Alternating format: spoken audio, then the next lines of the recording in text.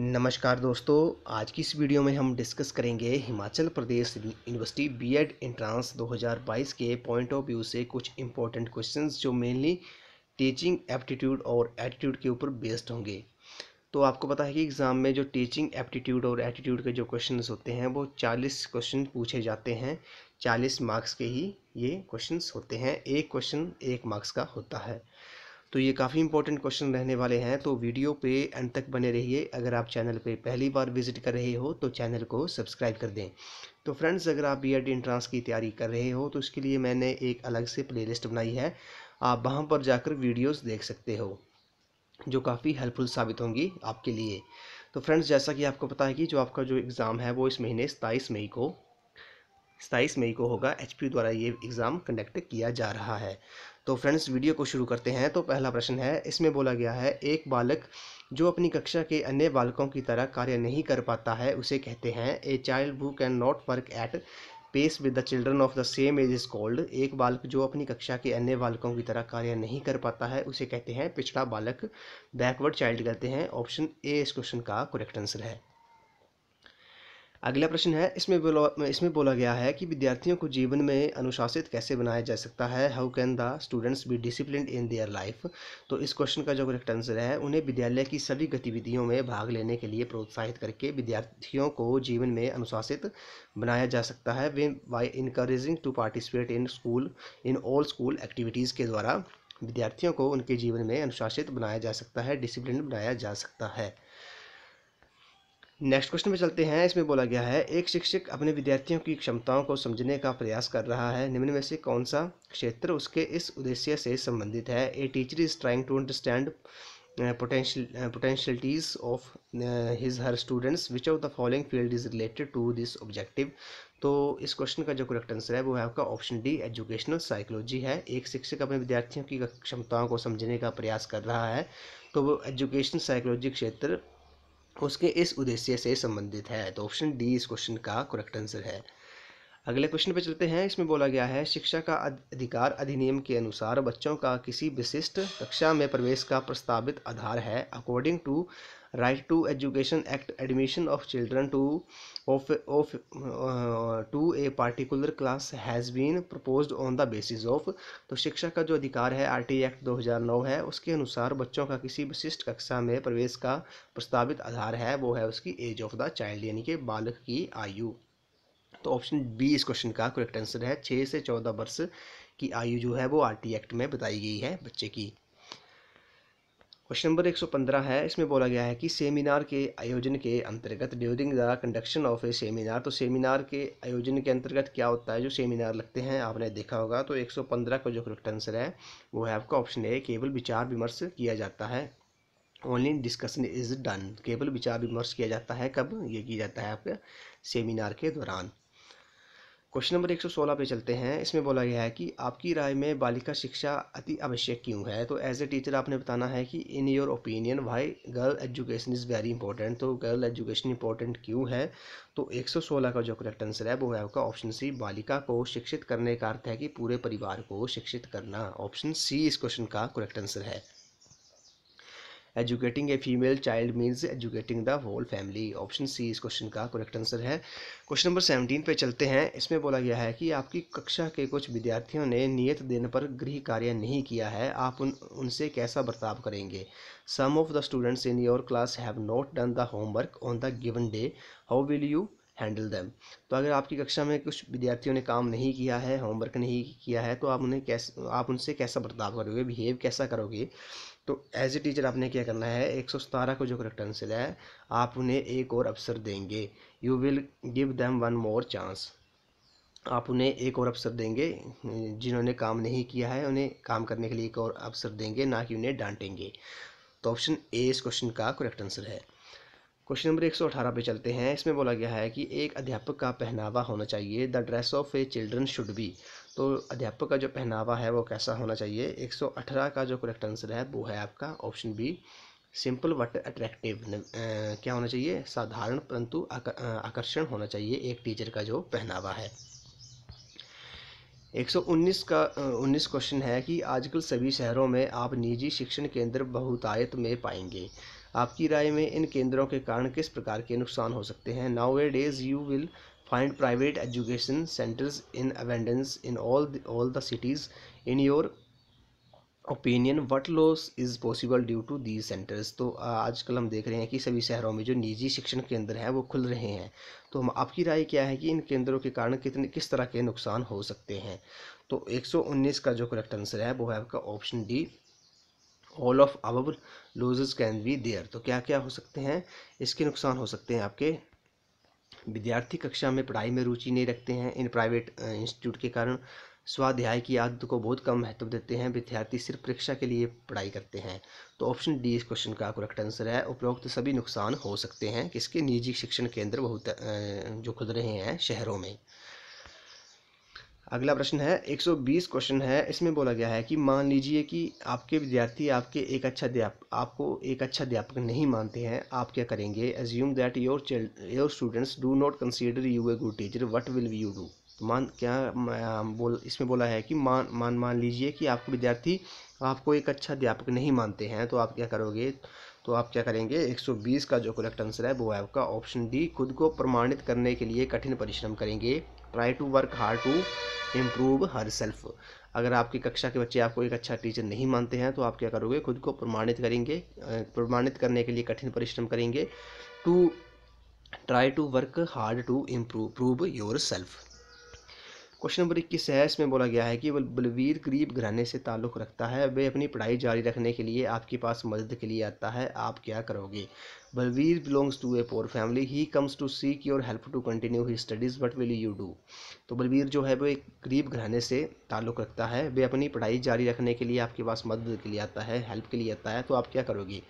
तो 121 का जो करेक्ट आंसर है वो है आपका ऑप्शन सी, मदद के लिए सॉरी इस क्वेश्चन का जो ऑप्शन सी है प्रोत्साहित करेंगे व मदद करेंगे। ऑप्शन सी इस क्वेश्चन का करेक्ट आंसर है। इनकरेज एंड असिस्ट हिम, ना कि उसे मदद के लिए इनकार कर देंगे, उसकी दरिद्रता का मजाक भी नहीं उड़ाएंगे, क्या करेंगे? उसे प्रोत्साहित करेंगे व उसकी मदद करेंगे। ऑप्शन सी इस क्वेश्चन का करेक्ट आंसर है। क्वेश्चन नंबर 122 है। इसमें बोला गया है कि यदि आपकी कक्षा में बहुत कम विद्यार्थी उपस्थित हैं तो आपकी क्या प्रतिक्रिया होगी? In if only a few students are present in your class, what will be your reaction? तो आपकी कक्षा में विद्यार्थी बहुत कम उपस्थित हैं तो आप क्या करोगे? तो 122 का जो करेक्ट आंसर है वो है आपका ऑप्शन ए, दूसरों की परवाह किए बिना उन्हें पढ़ाएंगे। क्या करेंगे? अगर आपकी कक्षा में विद्यार्थी की अटेंडेंस कम है, उपस्थिति कम है, तो आप क्या करोगे? दूसरों की परवाह किए बिना उन्हें पढ़ाएंगे। ऑप्शन ए इस क्वेश्चन का करेक्ट आंसर है। क्वेश्चन नंबर 123 है। इसमें बोला गया है कि विद्यार्थियों की अच्छी शिक्षा के लिए कौन जिम्मेदार है? वो is responsible for good education of students. तो विद्यार्थियों की अच्छी शिक्षा के लिए कौन जिम्मेदार है? तो 123 का जो करेक्ट आंसर है वो है आपका ऑप्शन सी, अभिभावक, विद्यार्थी, अध्यापक व अच्छा वातावरण जो है parents, students, teachers and good environment are responsible for good education of students. तो ऑप्शन सी इस क्वेश्चन का करेक्ट आंसर है। अगला प्रश्न है। इसमें बोला गया है कि 124 में कि यदि आप किसी विद्यार्थी को सार्वजनिक स्थान पर सिगरेट पीते हुए पाते हैं तो आप क्या करोगे? If you can find your student smoking in a public place you will. तो अपने स्टूडेंट को आप किसी सार्वजनिक स्थान पर सिगरेट पीते हुए पाते हो तो आप क्या करोगे? एज ए टीचर आपने क्या करना है? 124 का करेक्ट आंसर है ऑप्शन बी, परामर्श देने की कोशिश करेंगे कि ये एक सामाजिक बुराई है और इसका उसके स्वास्थ्य पर बुरा प्रभाव पड़ सकता है।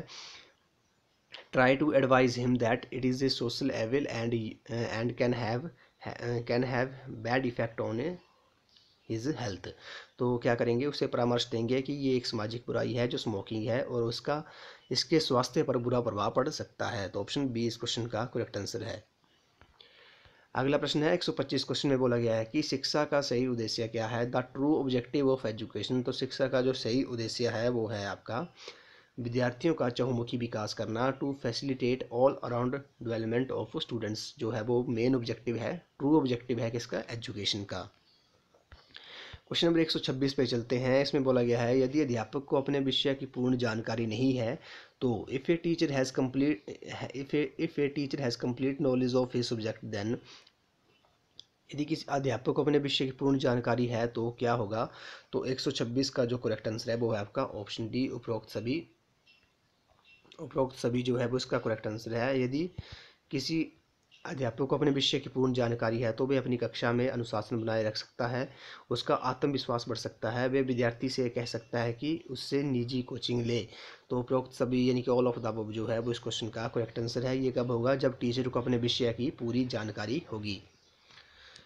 क्वेश्चन नंबर 127 है, इसमें बोला गया कि आधुनिक शिक्षा प्रणाली, द मॉडर्न एजुकेशनल सिस्टम, आधुनिक शिक्षा प्रणाली जो है 127 का जो करेक्ट आंसर है वो आधुनिक शिक्षा प्रणाली क्या है, रोजगार केंद्रित नहीं है, विद्यार्थियों को क्रियाकलाप द्वारा सीखने का अवसर प्रदान नहीं करती है, आमतौर पर किताबी है। ये तीनों ऑप्शन सही है, तो ऑप्शन डी उपरोक्त सभी जो है इस क्वेश्चन का करेक्ट आंसर है। The modern educational system is not employed oriented, does not give students the chance of activity, central learning is generally bookish. तो ऑप्शन डी इस क्वेश्चन का करेक्ट आंसर है। मॉडर्न एजुकेशन सिस्टम जो है वो रोजगार केंद्रित नहीं है, विद्यार्थियों को क्रियाकलाप द्वारा सीखने का अवसर प्रदान नहीं करती है, आमतौर पर किताबी है। तो ऑप्शन डी इस क्वेश्चन का करेक्ट आंसर है।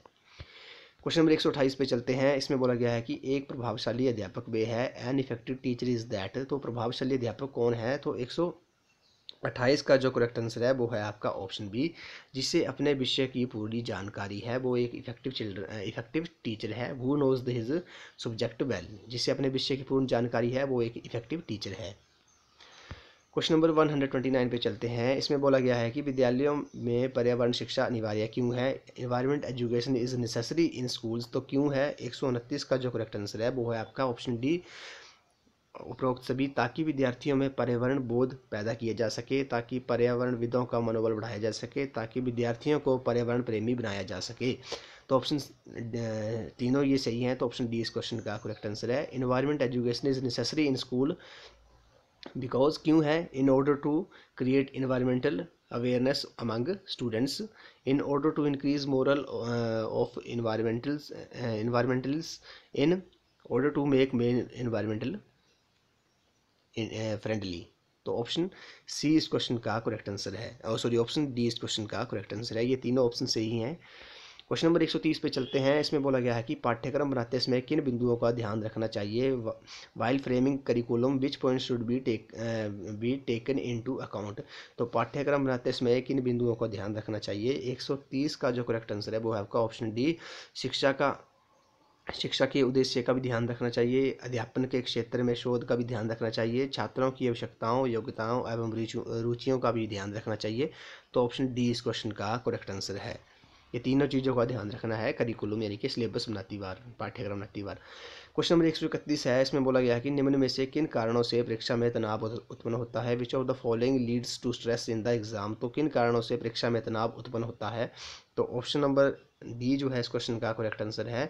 चिंता के द्वारा भी परीक्षा में तनाव होता है, तैयारी ना होना भी परीक्षा में तनाव होता है, विषय की कम समझ होना। ये तीनों ऑप्शन सही हैं, तो ऑप्शन डी इस क्वेश्चन का करेक्ट आंसर है। ये तीन चिंता, तैयारी न होना, विषय की कम समझ होना के कारण भी परीक्षा में तनाव उत्पन्न होता है। अगला प्रश्न है 132 में बोला गया है कि राष्ट्रीय एकता बढ़ेगी यदि national unity will grow if. तो नेशनल राष्ट्रीय एकता कब बढ़ेगी, जब क्या होगा। तो 132 का जो करेक्ट आंसर है वो है आपका ऑप्शन डी, अध्यापक अपने देश में कहीं भी नौकरी करता है, नेशनल यूनिटी क्या होगी, उससे ग्रो होगी, राष्ट्रीय एकता जो होगी वो बढ़ेगी। क्वेश्चन नंबर 133 है। इसमें बोला गया कि आपकी राय में शिक्षक ट्यूशन की ओर कब भागते हैं। तो शिक्षक जो होते हैं वो ट्यूशन की ओर कब भागते हैं, तो आपने बताना है। तो 133 का जो करेक्ट आंसर है वो है आपका ऑप्शन बी, जब वे अपने लालच के कारण अपनी आय से संतुष्ट नहीं होते हैं तो टीचर ट्यूशन की ओर भागते हैं। When they are not satisfied with their current income because of greed, लालच के कारण वे अपनी आय से संतुष्ट नहीं होते हैं तो टीचर क्या करता है, ट्यूशन की ओर भागता है। ऑप्शन बी इस क्वेश्चन का करेक्ट आंसर है।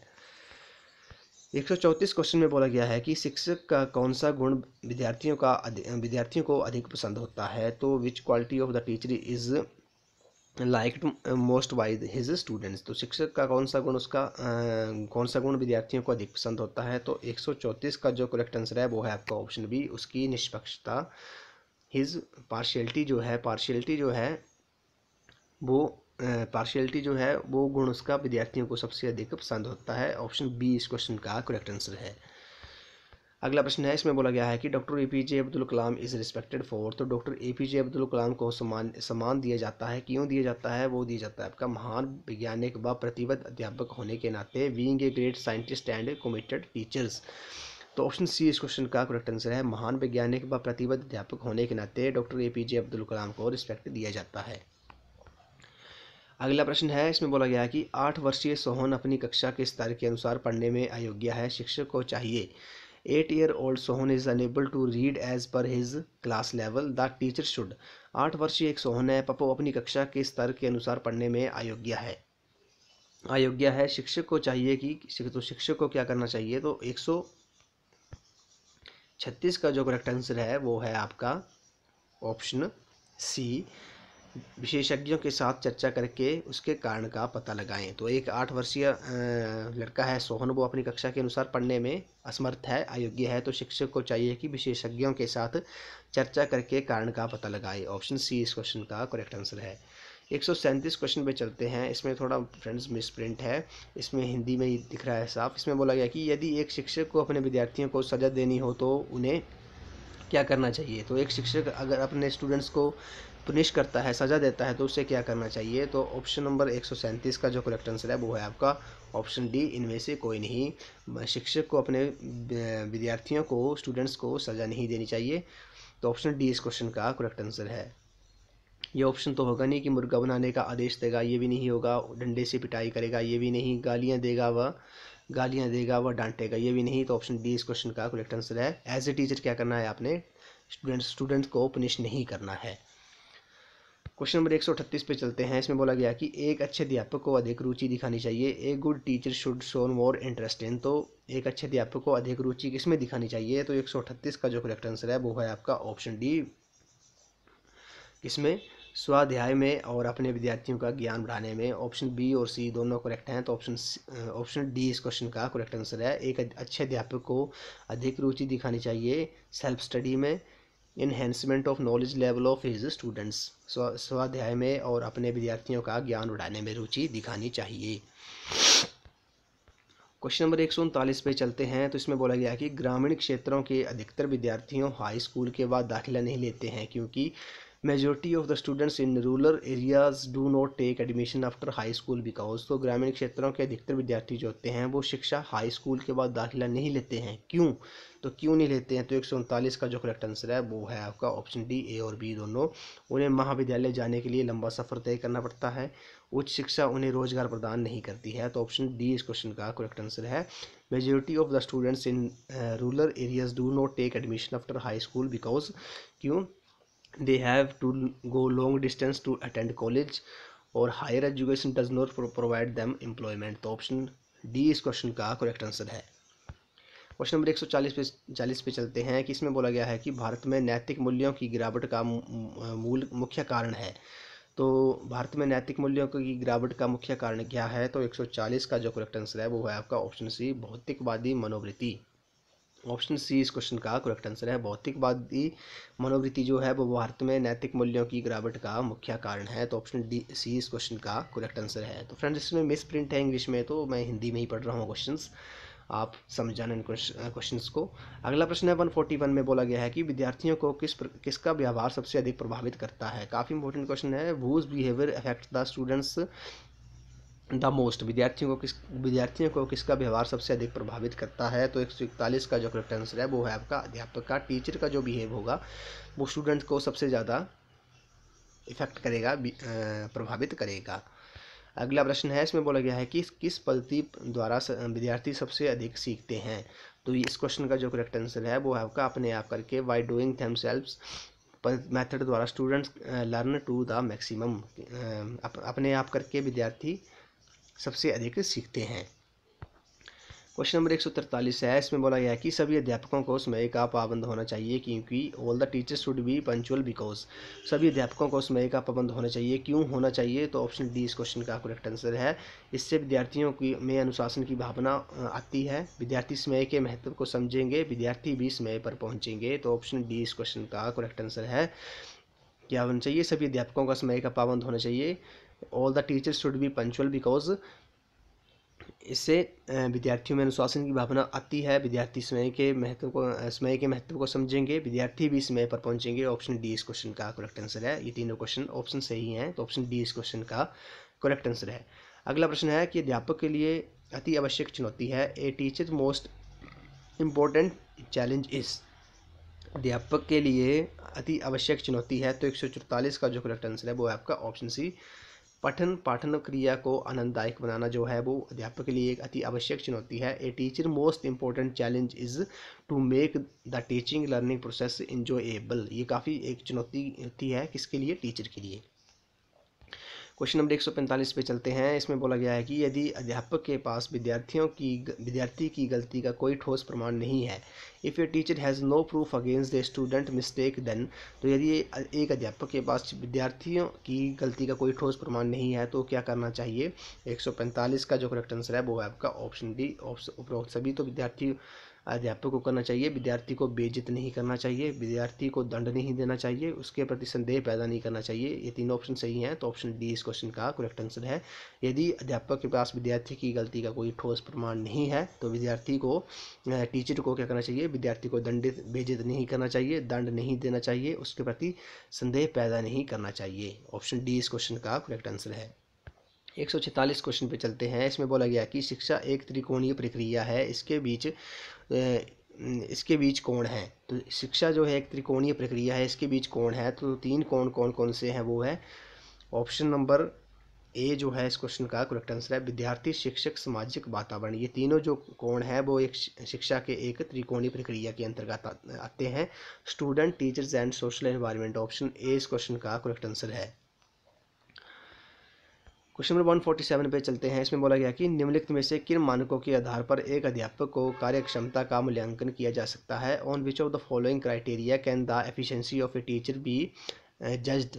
तो किन का मानकों के आधार पर एक अध्यापक की कार्यक्षमता का मूल्यांकन किया जा सकता है? तो 147 का जो करेक्ट आंसर है वो है आपका ऑप्शन डी, विद्यार्थियों की आवश्यकताओं की पूर्ति जो है वो इस क्वेश्चन का करेक्ट आंसर है। Fulfilment of needs of the students के आधार पर अध्यापक की कार्यक्षमता का मूल्यांकन किया जा सकता है। क्वेश्चन नंबर 148 है। इसमें बोला गया कि पढ़ने की मूक पद्धति, the method of silent reading. पढ़ने की मूक पद्धति जो है वो क्या है? तो 148 का जो करेक्ट आंसर है वो है आपका ऑप्शन डी, उपरोक्त सभी।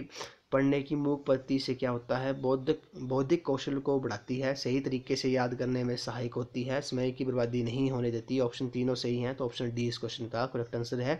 The method of silent reading increases the comprehension skills, helps to remember in better way, does not waste time. तो ये तीनों ऑप्शन सही हैं, तो ऑप्शन डी इस क्वेश्चन का करेक्ट आंसर है। साइलेंट रीडिंग जो है वो आपकी बौद्धिक कौशल को बढ़ाती है, सही तरीके से याद करने में सहायक होती है, समय की बर्बादी नहीं होने देती। तो ऑप्शन डी इस क्वेश्चन का करेक्ट आंसर है। क्वेश्चन नंबर 149 पे चलते हैं। इसमें बोला गया है कि विद्यार्थियों को प्राथमिक स्तर की शिक्षा मातृभाषा में देने से क्या होता है? तो 149 का जो करेक्ट आंसर है वो है आपका ऑप्शन सी, विद्यार्थियों का बौद्धिक विकास तेजी से होता है। विद्यार्थियों को प्राथमिक स्तर की शिक्षा मातृभाषा यानी कि मदर टंग में देने से क्या होता है कि विद्यार्थियों का जो बौद्धिक विकास होता है तेजी से होता है।